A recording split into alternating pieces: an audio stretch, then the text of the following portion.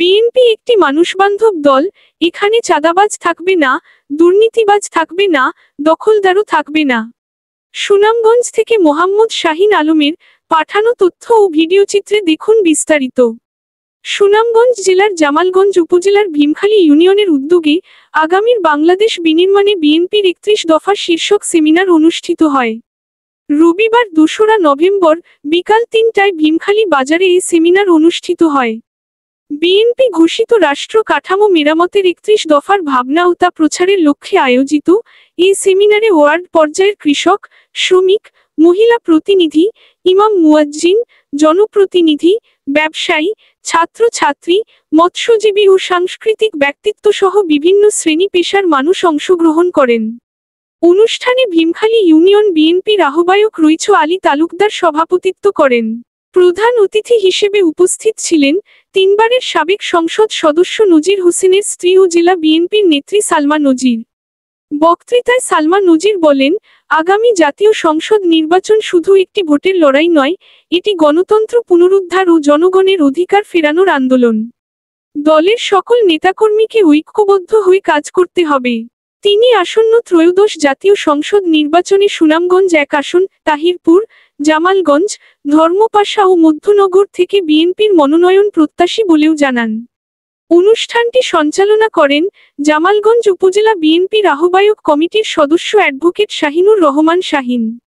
বিশেষ অতিথি হিসেবে উপস্থিত থেকে বক্তব্য রাখেন জামালগঞ্জ উপজেলা আহ্বায়ক কমিটির সদস্য ও জেলা বিএনপির সাবেক বন ও পরিবেশ বিষয়ক সম্পাদক মোহাম্মদ আলী, জেলা যুবদলের যুগ্ম সাধারণ সম্পাদক এনামুল করিম হেলাল, জেলা স্বেচ্ছাসেবক দলের আহ্বায়ক কমিটির সদস্য মশিউর রহমান জুনাইদ, ভীমখালী ইউনিয়ন বিএনপির সদস্য মতিউর রহমান, সেলিম জায়গিরদার, মদরিচ মিয়া চৌধুরী, মুবশর আলী, সমাজসেবক হুসাইন আহমেদ বিপ্লব ও আবুল কালাম প্রমুখ।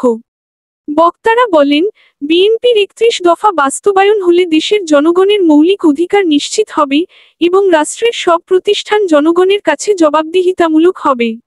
অনুষ্ঠান শুরুর আগে প্রধান অতিথি সালমা নজির ভীমখালী উচ্চ বিদ্যালয় প্রাঙ্গণে একটি আমগাছের চারা রোপণ করেন, যা পরিবেশ সংরক্ষণ ও উন্নয়ন প্রতিশ্রুতির প্রতীক হিসেবে বিবেচিত হয়। ওদের সাথে কথাবার্তা বলতে হইতো না। এইরকম আমরা আসলে স্ত্রীরাও স্বামীদের পাশে থেকে রাজনীতির অংশ হয়ে যায়।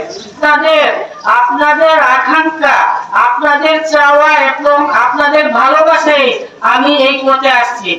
যদি আমাদের প্রধানমন্ত্রী হন, আমি বলবো যে আমাদের খালেদা জিয়া, ম্যাডাম খালেদা জিয়া, উনি মেয়েদেরকে উপবৃত্তির আওতায় আনছিলেন। এখন আমি বলবো সব ছাত্র ছাত্রীকে উপবৃত্তির আওতায় আনতে হবে। এগুলো আছে, বুঝছেন? আপনারা তো পড়বেন, আমি দিয়ে গেছি। আর এই ৩১ দফায় আমাদের ছাত্ররা কিভাবে লেখাপড়া করবে, এই জ্ঞান ভিত্তিক লেখাপড়া এবং কারিগরি শিক্ষা। অনেক ছাত্ররা হয়তো সে পড়াশোনা ছেড়ে দিল, তার জন্য কারিগরি শিক্ষার ব্যবস্থা করতে হবে। আমাদের কৃষকদের জন্য অনেক কাজ। আমরা হাওড় অঞ্চলের মানুষ, আমরা কোনো দলে থাকতে পারে না, কেননা এরা এই অধিকারটা হারায়, কেননা এই দুর্নীতি করলে মানুষকে শোষণ করে। একটা দল হইল আমাদের বিএনপি, বিশেষ করে আপনারা দেখছেন সময় সময় আমাদের বিএনপি দল কিন্তু অনেক ভালো মানুষ উপযোগী, মানুষ বান্ধব দল। সেই দল আমরা মানুষকে শোষণ করার জন্য না। আমাদের দলে দুর্নীতিবাদ থাকবে না, চাঁদাবাদ থাকবে না, দখলদার থাকবে না, দখলবাজি করবে সেটা আমরা মানবো না। এই জন্য আর আমাদের যে সামনে নির্বাচন আসতেছে, এই নির্বাচন নিয়েও কিন্তু অনেক দেখবেন ষড়যন্ত্র হচ্ছে। অনেক কুচক্রী মহলরা বিভিন্ন ভাবে চাইতেছে নির্বাচনটাকে পিছাইতে, কিন্তু নির্বাচন পিছাইলে দেশের মধ্যে এই অরাজকতা, শৃঙ্খলা, আইনের শাসন এগুলা থাকবেই না, এগুলা নষ্ট হয়ে যাবে।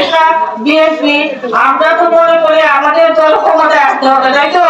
আমাদের আকাঙ্ক্ষা আমাদের দল ক্ষমতায় আসুক এবং আমাদের তারেক রহমান সাহেব প্রধানমন্ত্রী হন এবং দেশকে ওনার বাবার মতন সব ক্ষেত্রে, খাদ্য ক্ষেত্রে সম্পূর্ণ করুন, ব্যবসার ক্ষেত্রে সম্পূর্ণ করুন, সব ধরনের উনি দফার মধ্যে বলছেন যা, তারপরে আরো যেগুলা প্রয়োজন হয় সেইগুলা ব্যবস্থা করে মানুষের সুখ সমৃদ্ধি আনবেন বাংলাদেশে।